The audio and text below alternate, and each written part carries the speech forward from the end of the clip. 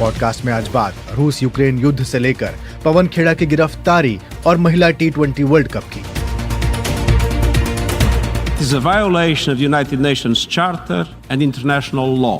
The position of the United Nations is unequivocal. रूस Ukraine संघर्ष के 1 साल पूरे होने से पहले संयुक्त राष्ट्र महासभा में लाया गया प्रस्ताव। महासचिव गुटरेश ने कहा, हमला यूएन चार्टर का उल्लंघन। कांग्रेस नेता पवन खेड़ा की टिप्पणी पर हंगामा, असम पुलिस ने दिल्ली से किया गिरफ्तार, कोर्ट ने दी अंतरिम जमानत। पवन खेड़ा का कसूर क्या है? उन्होंने एक पत्रकार वार्ता में केवल और केवल नाम लिया था। हम ये इस सच्चाई से लड़ेंगे। सुनाएंगे शशि थरूर ने क्यों साधा भाजपा पर निशाना। कहा, भारत की छवि जानने के लिए विदेशी अखबार पढ़ने चाहिए। बीबीसी के साथ खास बातचीत। इस सरकार की कई पॉलिसीज, कई किस्म की नीतियां जो हैं दुनिया पसंद नहीं करते हैं। इसके बारे में कोई भी शक नहीं होना चाहिए। बात होगी महिला T20 वर्ल्ड कप के सेमीफाइनल मैच की भी, लेकिन उससे पहले सारिका सिंह से जानते हैं पूरे दिन का हाल। पॉडकास्ट में आज बात रूस यूक्रेन युद्ध से लेकर पवन खेड़ा की गिरफ्तारी और महिला T20 वर्ल्ड कप की।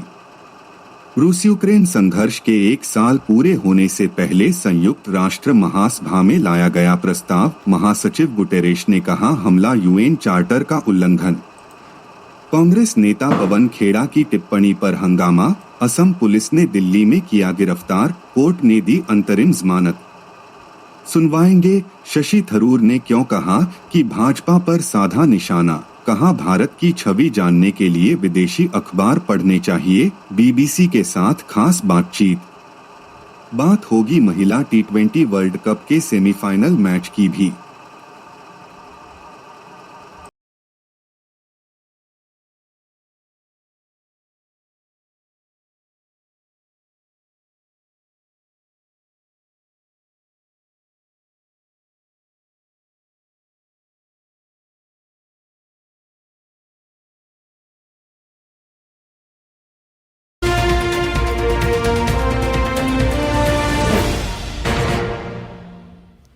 दिल्ली एमसीडी चुनाव को लेकर बीजेपी आम आदमी पार्टी के बीच तनातनी आज बढ़ गई। इसे लेकर आम आदमी पार्टी और भारतीय जनता पार्टी के नेताओं में तीखी बहस हुई।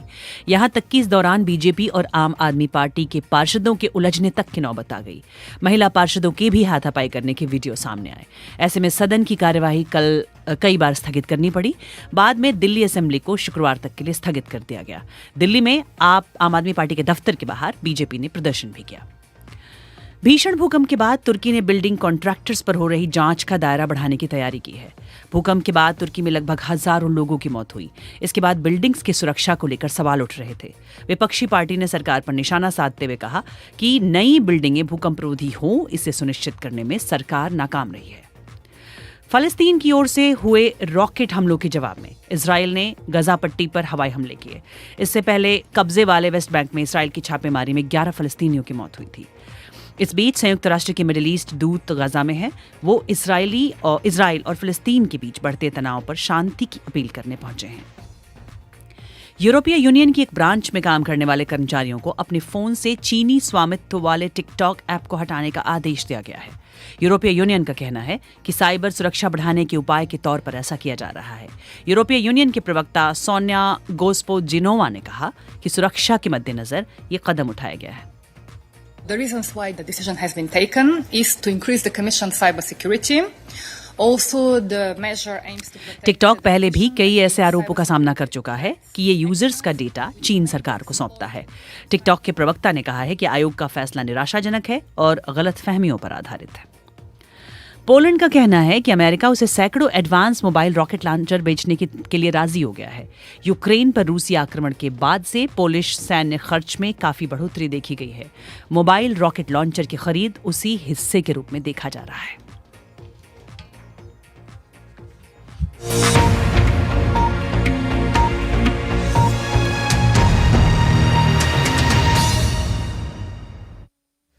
ये बीबीसी हिंदी का पॉडकास्ट दिन भर पूरा दिन पूरी खबर है। अभी आपने पूरे दिन की खबरें सुनी सारिका सिंह से। आज क्या क्या हुआ, देश दुनिया में क्या चला, सब आपको बता रही थी सारिका सिंह।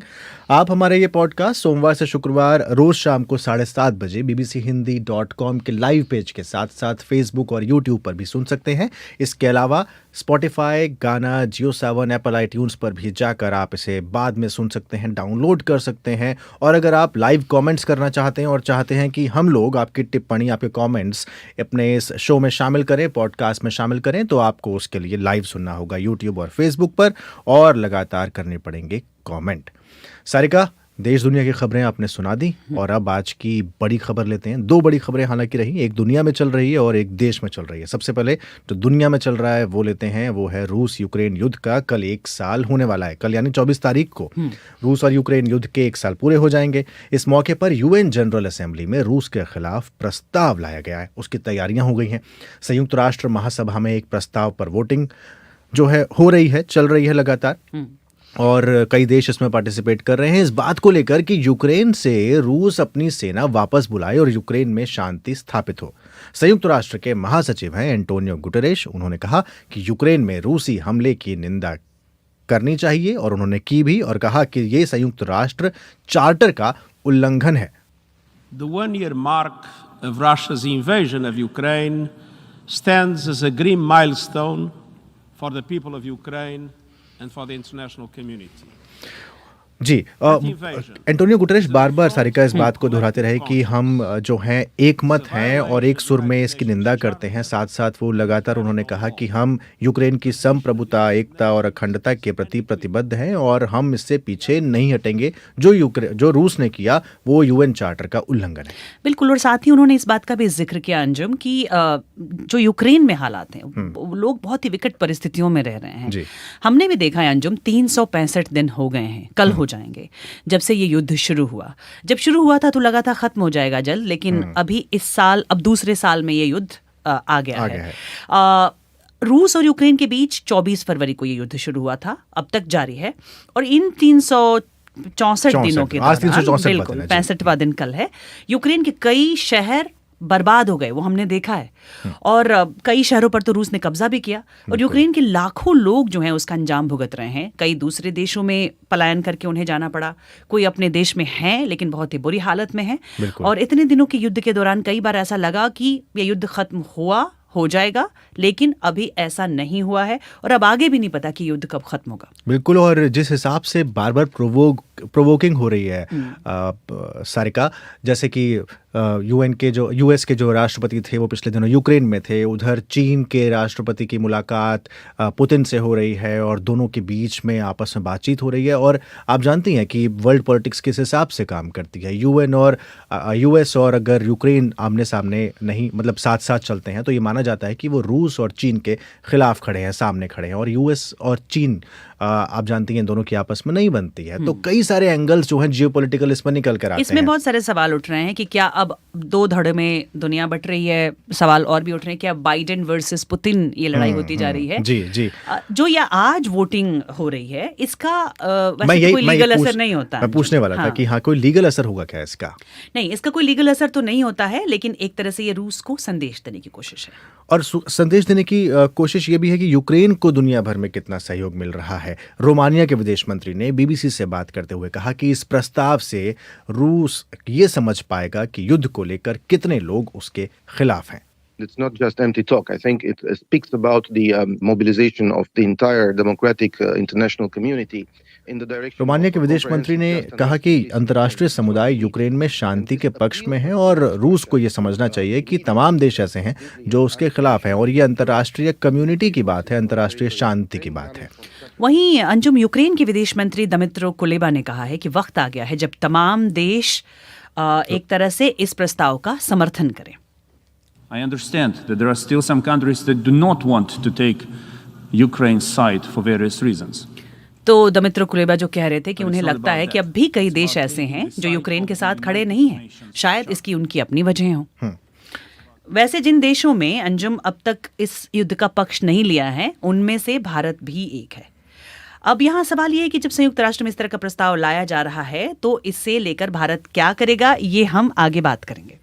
बिल्कुल सारिका, यूएन में रूस यूक्रेन युद्ध को लेकर इस तरह की वोटिंग पहले हुई है, लेकिन भारत और दक्षिण अफ्रीका जैसे देशों ने इससे दूरी बनाई है, हम सब जानते हैं। और पिछले दिनों कई तरह की खबरें सामने आ रही थी कि यूक्रेन भारत पर दबाव डालने की कोशिश कर रहा है, और यूक्रेन ने इसे लेकर भारत के राष्ट्रीय सुरक्षा सलाहकार अजीत डोभाल से बात की। हमने कई अखबारों और कई वेबसाइट्स पर यह खबर पढ़ी, और यूक्रेन में शांति स्थापना पर संयुक्त राष्ट्र जो मसौदा प्रस्ताव आ रहा है उसमें भारत का समर्थन मांगा है। हालांकि भारत ने इस मामले में पहले भी संतुलन बनाकर रखा है और अब तक किसी पक्ष में वो खड़ा दिखा नहीं है। प्रधानमंत्री नरेंद्र मोदी ने ये जरूर कहा है कि युद्ध का ये दौर नहीं है और दोनों को बातचीत के जरिए ये मुद्दा जो है वो हल कर लेना चाहिए।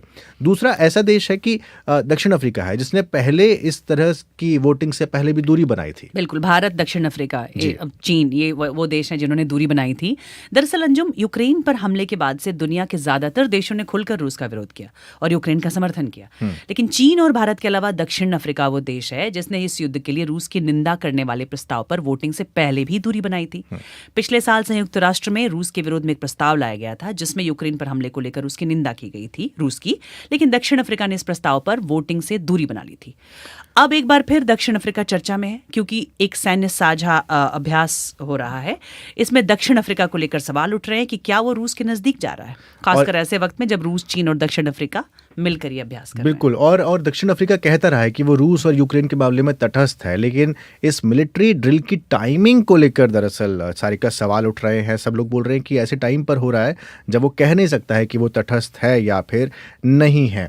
इस साझा सैन्य अभ्यास में जो दूसरे देश शामिल है वो है चीन। इस पर भी दुनिया की निगाह है। सवाल यह है कि क्या रूस और चीन करीब आ रहे हैं? इस पर हम लगातार बात करते रहे हैं। हमारे पिछले पॉडकास्ट अगर हमारे लिसनर्स सुन रहे हों और वो पहले सुनते आ रहे हैं तो हम लोगों ने लगातार बात की है कि अगर रूस और चीन करीब आएंगे तो वर्ल्ड ऑर्डर किस हिसाब से चेंज होगा, अगर चेंज होगा तो भारत का पक्ष कितना मुश्किल हो जाएगा किसी की तरफ झुके रहना। आपको याद ये भी होगा कि हाल ही में अमेरिका के राष्ट्रपति जो बाइडेन अचानक यूक्रेन पहुंचे थे सारिका, तो दूसरी ओर चीन के विदेश मंत्री के आला नेता मॉस्को पहुंचे थे। मैंने इस बारे में भी आपको कहा भी। और पुतिन के साथ बैठक के बाद वांग यी ने यह दावा किया कि चीन और रूस मिलकर शांति और स्थिरता को बढ़ावा दें। सोचिए, चीन कह रहा है शांति और स्थिरता को बढ़ावा दें, और यही चीन और रूस की करीबियां जो हैं वो कई सारे सवाल उठा रही हैं। आज भी संयुक्त राष्ट्र में इस प्रस्ताव को लेकर रूस के करीबी देशों में शामिल चीन समेत ईरान और बेलारूस, इन लोगों ने कहा है कि इस कदम से तनाव बढ़ेगा और ये कदम शीत युद्ध की मानसिकता को दर्शाता है।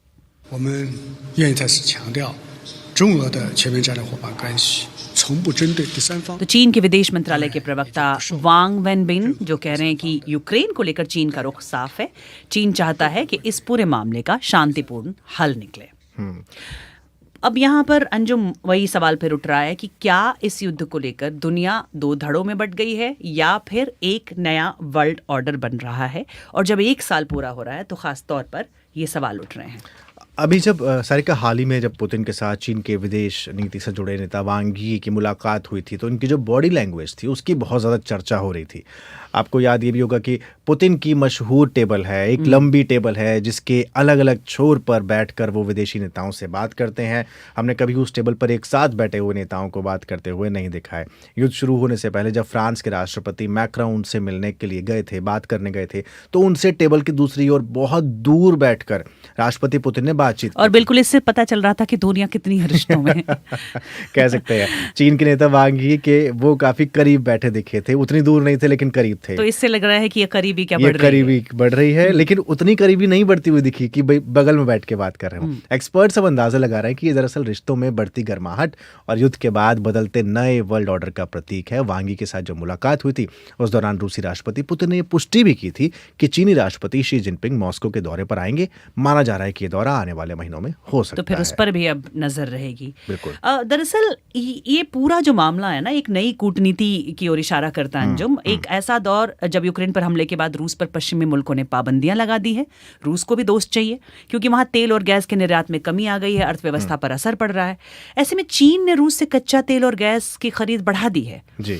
और हालांकि अमेरिका ने भी इल्जाम लगाया था अभी थोड़े दिन पहले, आपको याद होगा कि चीन रूस को हथियारों और गोला बारूद की सप्लाई कर सकता है, हालांकि और इसे लेकर चीन को चेतावनी दी थी।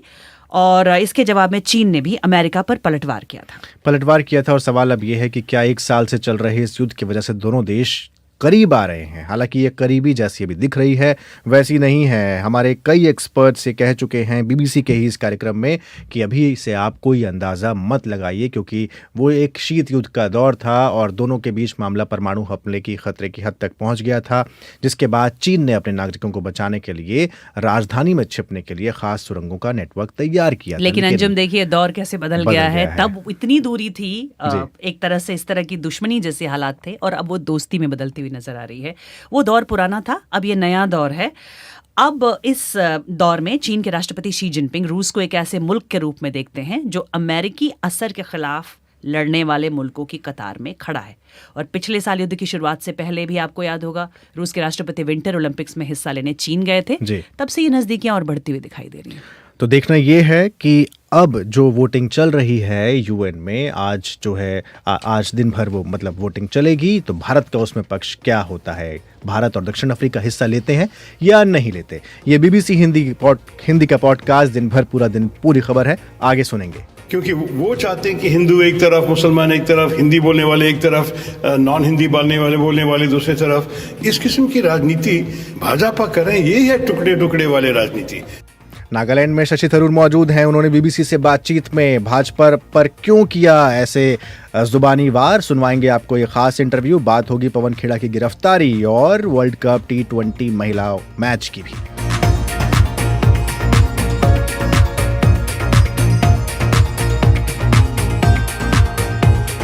लेकिन उससे पहले सारिका, हमारे लिसनर्स कमेंट्स क्या क्या कर रहे हैं। बिल्कुल, और जो आज का हमारा टॉपिक है उस पर बहुत खुलकर राय दे रहे हैं। और मनोहर चमोली ये कह रहे हैं कि यूक्रेन के समर्थन में खड़े होने में देर हो गई है। शायद वो भारत की बात कर रहे हैं कि यूक्रेन के समर्थन में खड़े होने में अब भारत को देर हो गई है। गोपाल सिंह कनिवारा ये लिखते हैं कि दुनिया दो धड़ों में बट रही है और इसके बड़े दूरगामी परिणाम होंगे जो अच्छे नहीं होंगे।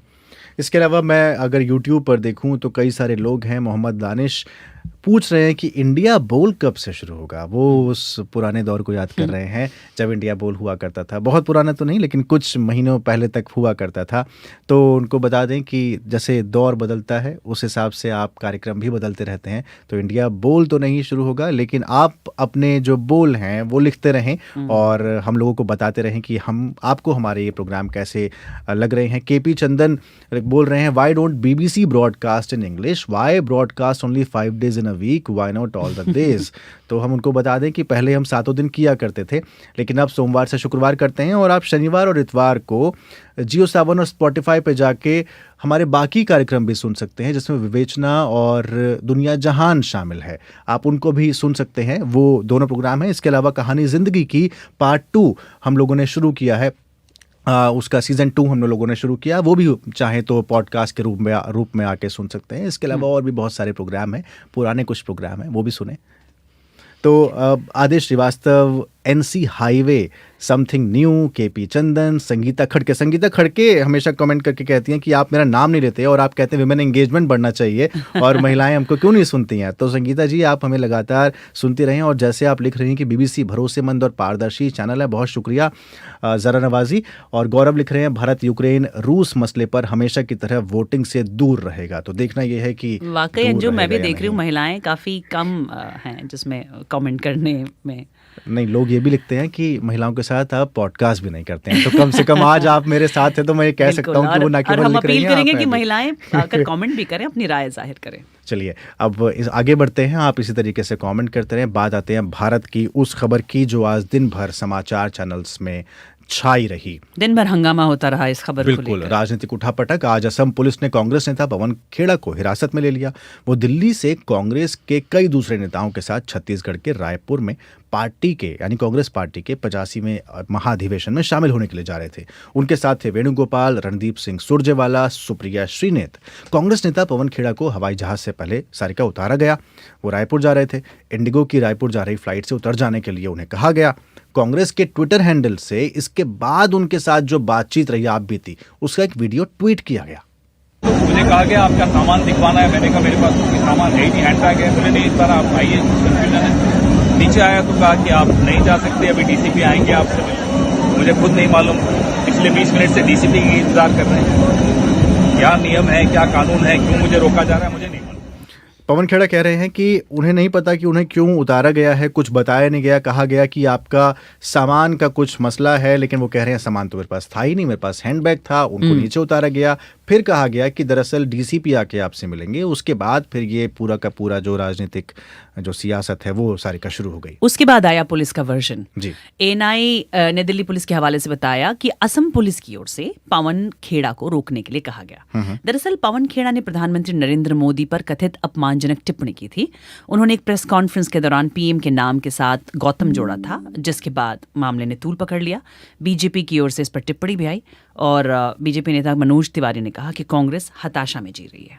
इस समय कांग्रेस हताशा के चरम पे है। आपका गाली देने का पूरा इतिहास है। आप कभी प्रधानमंत्री जी को नीच बोलते हैं, आप कभी प्रधानमंत्री जी के लिए उनकी बूढ़ी माता जी को गाली देते, आज फिर से गाली दिया है। तो कोई बात नहीं, आप गाली दो कांग्रेस के लोगों, इस गाली का जवाब हम समय आने पे देंगे और बाकी देश जवाब देगा। तो समय आने पर देंगे, बाकी जवाब देश देगा। मनोज तिवारी थे।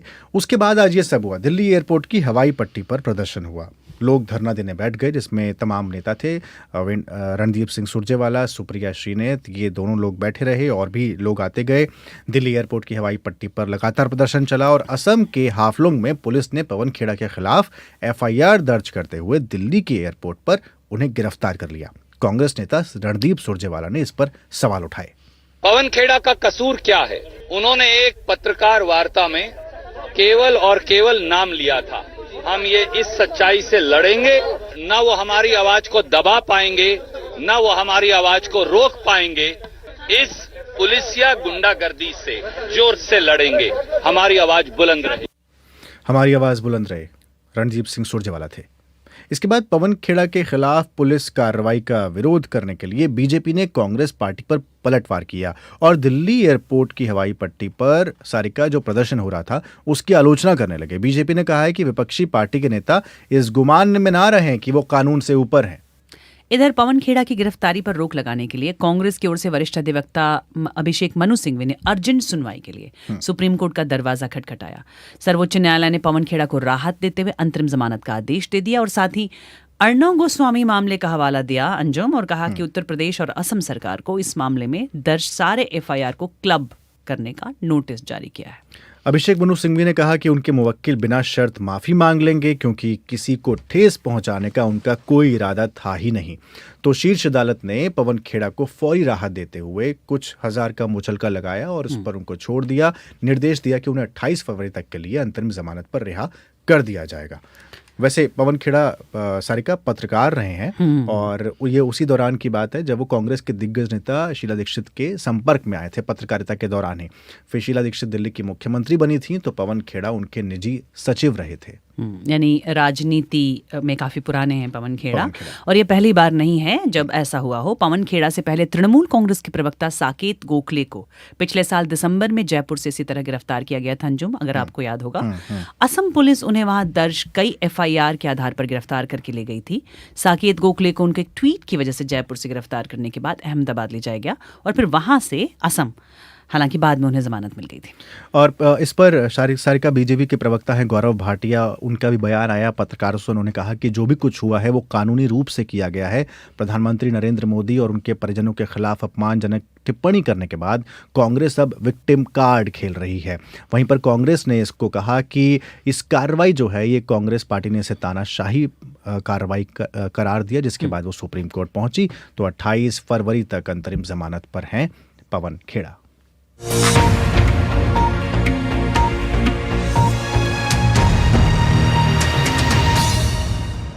एक और कांग्रेस नेता की, कांग्रेस के वरिष्ठ नेता और लोकसभा सदस्य शशि थरूर नागालैंड के चुनावी रैलियों में व्यस्त हैं।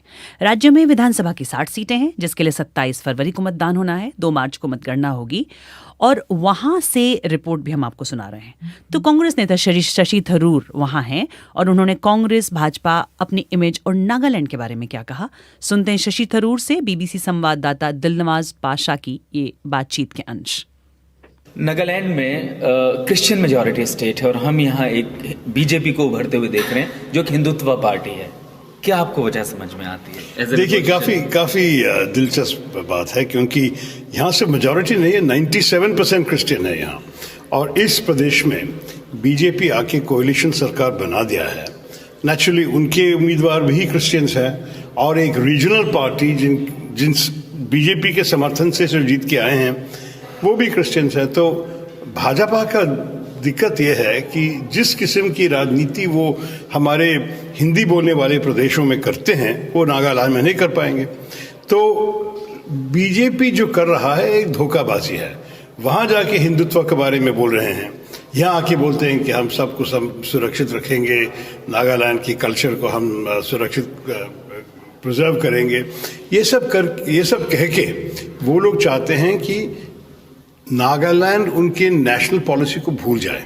सर कांग्रेस ने इसी किस्म की राजनीति के खिलाफ एक बड़ी भारत जोड़ो यात्रा की, सबके एकजुट होने का संदेश दिया, लेकिन हमने देखा कि विपक्ष उस यात्रा का हिस्सा नहीं बन सका। तो कांग्रेस कहाँ नाकाम हो रही है अपने उस मैसेज को लोगों तक पहुंचाने में? मेरे ख्याल में एक्चुअली आप तो भारत जोड़ो यात्रा खत्म होकर 2 हफ्ते ही हुए हैं, वक्त दे दीजिए लोगों को। मेरे ख्याल में भी जो आत्मविश्वास हम देख रहे हैं कांग्रेस कार्यकर्ताओं के मन में, उनके चेहरे पे, ये भाजपा का एक बहुत प्रिफर्ड एक्सप्रेशन है, टुकड़े टुकड़े गए। ये टुकड़े टुकड़े कौन कर रहे हैं? वही कर रहे हैं, क्योंकि वो चाहते हैं कि हिंदू एक तरफ, मुसलमान एक तरफ, हिंदी बोलने वाले एक तरफ, नॉन हिंदी बोलने वाले दूसरी तरफ, क्रिश्चियंस एक तरफ और नॉन क्रिश्चियन। इस किस्म की राजनीति जो भाजपा कर रहे हैं यही है टुकड़े टुकड़े वाले राजनीति। हम चाहते हैं कि सबको एक साथ ले आए। अभी कुछ दिन पहले यहाँ अमित शाह जी थे, उन्होंने बयान दिया कि कांग्रेस दूरबीन से भी दिखाई नहीं दी। हाँ, सुना था। अमित शाह जी बहुत बड़े आदमी है, शायद उनको देखने में दिक्कत है, लेकिन हमें कोई तकलीफ नहीं दिखाई दे रहा है कि लोग हमें देख रहे हैं और हमें सुन भी रहे हैं। भूल जाइए मत कि पिछले बार की लोकसभा चुनाव में हम बहुत पास आए। सिर्फ 8000 वोट से, पूरे प्रदेश में एक ही सीट है, तो सिर्फ 8000 वोट से हारे थे। अगले साल जब लोकसभा चुनाव आएंगे मेरे ख्याल में उससे भी बेहतर परफॉर्मेंस होगा मेरे कांग्रेस के। तो इतनी जल्दी हम गायब नहीं होने वाले हैं। सर मीडिया ने आपको कांग्रेस में एक रिबेल के तौर पे पेश किया, शशि थरूर वर्सेस गांधी परिवार, क्या आप सब ठीक है? नहीं, देखिए बात यह है कि हमने कभी भी रिबेलियन नहीं किया। हम चाहते थे कि कुछ और किस्म के सोच संगठन के विषय के ऊपर, क्योंकि हम कुछ बदलाव देखना चाहते थे। जिस तरीके में पार्टी चल रही थी उसमें कुछ बदलाव दिखाना चाहते थे, लेकिन अंत में आपको पता चुनाव हुई। दूसरे पार्टियों में चुनाव नहीं होते, लेकिन चुनाव हुई और कांग्रेस का अध्यक्ष भी मल्लिकार्जुन खड़गे बना। तो उसके बाद मुझे ऐसे विषयों पे कुछ नहीं कहना चाहूँगा, क्योंकि जिम्मेदारी उनके हैं।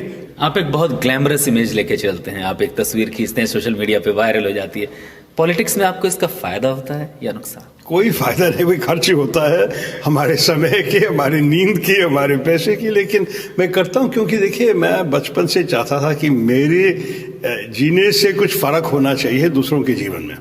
और मैं चाहूँगा कि जब तक मुझे लोगों का समर्थन है, जब तक हमारे लोकतंत्र में लोग मुझे वोट दे के मुझे चुन लेता है, तो क्यों नहीं मैं कोशिश करूं उनके जीवन को बेहतर करने। जो स्टैंड अभी इंडिया ने लिया है इन अ फॉरेन पॉलिसी, जैसे हम रूस की तरफ थोड़ा झुके हुए हैं, वेस्ट को हम अपनी तरीके से मैनेज करें, क्या एज ए डिप्लोमेट आप इसको सही देखते हैं? कुछ और बेहतर हो सकता है? मैं मान लेता हूं कि सरकार ने तो बहुत अच्छी पब्लिसिटी कर रही है।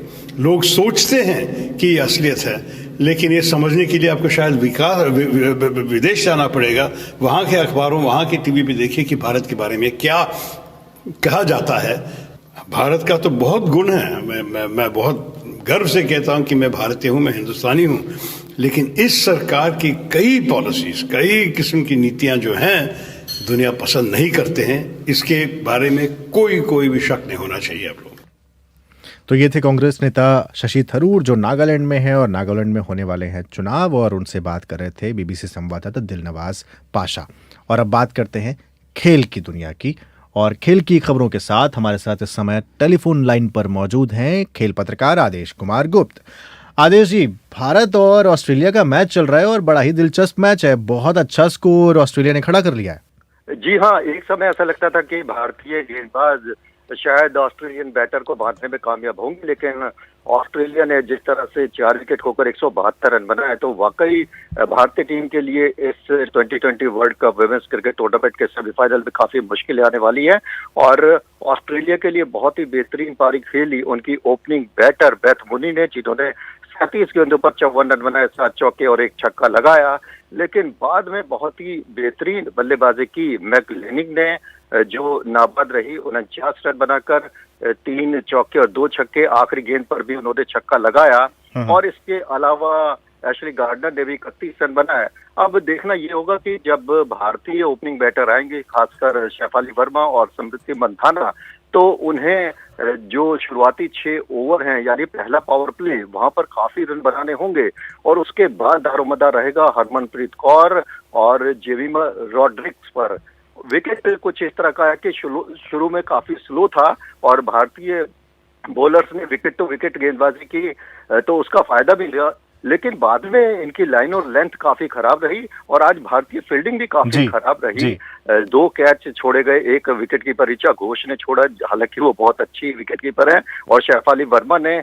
तो कुल मिलाकर ये खराब फील्डिंग का खामियाजा भारत को भुगतना पड़ा। तो अब देखना ये होगा कि भारतीय टीम जो दूसरी बार फाइनल में पहुंचने के लिए उतरी है और डिफेंडिंग चैंपियन ऑस्ट्रेलिया से उसका सामना है, वो फाइनल में कौन जीतता है। और आज भारतीय टीम ने 3 बदलाव भी किए। राधा यादव, यास्तिका भाटिया को टीम में शामिल किया गया और पूजा विस्त्राकर की जगह स्नेही राणा को जगह दी गई। बहुत शुक्रिया आदेश जी इस पूरी जानकारी के लिए।